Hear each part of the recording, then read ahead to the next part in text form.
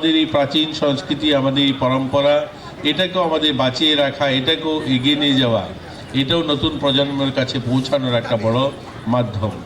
আমরা যারা এখানে ছোট ছোট স্টল নিয়ে যারা এসছে, বিভিন্ন এসএসজি গ্রুপ সহ অন্যান্য দপ্তরের তারাও যারা আসেন, তারাও পুরো বছর আমাদের এসএসজি গ্রুপগুলো যে সমস্ত জিনিসপত্র তৈরি করেন, তাদের ওই মেলার মাধ্যমে তাদের তৈরি করা সামগ্রীগুলোকে এখানে তুলে ধরার একটা সুযোগ আসে। আমরা এই মেলাটাকে 2000 বোধ হয় সেটা 21 বা 22 সালে এই মেলাটাকে সরকারিভাবে, বোধহয় 2-3 বছর হলো সরকারিভাবে আমরা এই মেলাটাকে অনুমোদন পেয়েছি এবং সরকারি মেলা হিসাবে এটা চালিয়ে যাচ্ছে। এর আগে এটা এখানে আপনারা জানেন স্কুল মাঠে এই মেলাটা হতো এবং সেটা নিজেদের উদ্যোগেই এই বড়গোলবাসী এবং এখানকার যারা বুদ্ধিজীবীরা ছিলেন, এখানকার নাগরিক যারা সেটা করতেন।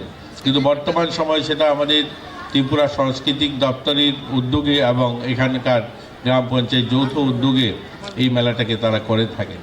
আমরা এখানে যারা বিভিন্ন স্টল নিয়ে এসেছেন অফিসিয়ালস, আমাদের সোশ্যাল ওয়েলফেয়ার, সোশ্যাল এডুকেশন, তারাও তাদের বিভিন্ন বিষয় এখানে তুলে ধরেন।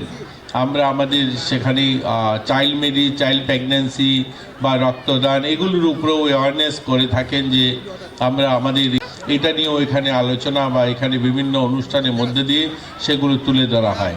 চাইল্ড প্রেগন্যান্সি যদি কমানো যায়, তাহলে আমাদের এই রক্তদান, রক্ত যেভাবে আমরা সংগ্রহ করতে হয়, সেই সংগ্রহটা একটু কমালে হবে, কারণ রক্তের প্রয়োজন যখন কম হবে তখন রক্তদানেরও প্রয়োজন কম পড়বে।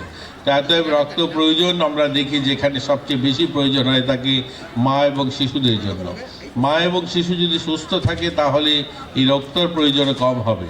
তো আমরা দেখি আমাদের রাজ্যে যদি চাইল্ড ম্যারেজটা কম করতে পারি, তাহলে চাইল্ড প্রেগন্যান্সি কম হবে। চাইল্ড প্রেগন্যান্সি কম হলে আমাদের মায়েরা, শিশুরা সুস্থ থাকবে, সেখানে রক্তের প্রয়োজন কম পড়বে। এর জন্য রক্তের প্রয়োজন কম যেন হয়, তার জন্য আমরা এই সমস্ত মেলার মাধ্যমে আমাদের দপ্তর, সোশ্যাল ওয়েলফেয়ার দপ্তরও বিভিন্ন অ্যাওয়ারনেস করে থাকে। তো আমাদের এখানে যে স্টল দেওয়া হয়েছে, সেই স্টলের মাধ্যমে সেগুলো এখানে প্রচার প্রসার করা হবে। নেশামুক্ত স্লোগান শুধু নয়, এটা আমাদের সংকল্প। আমরা প্রত্যেকেই যদি নেশামুক্ত হব এই প্রতিজ্ঞা করি বা আমরা সংকল্প নেই, তাহলেই নেশামুক্ত সমাজ নির্মাণ করা সম্ভব হবে।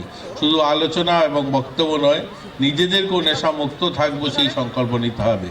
তো এই মেলার মাধ্যমে আমরা এখানে যারা যুবরা আসবে, প্রত্যেক দিন যে সমস্ত যুবদের মাধ্যমে এখানে কার্যক্রম অনুষ্ঠান হবে, সেই অনুষ্ঠানের মাধ্যমে আমরা যুবদের কাছে সেই মেসেজটা পৌঁছাবো, যেন আমরা নেশামুক্ত সমাজ নির্মাণ করতে পারি।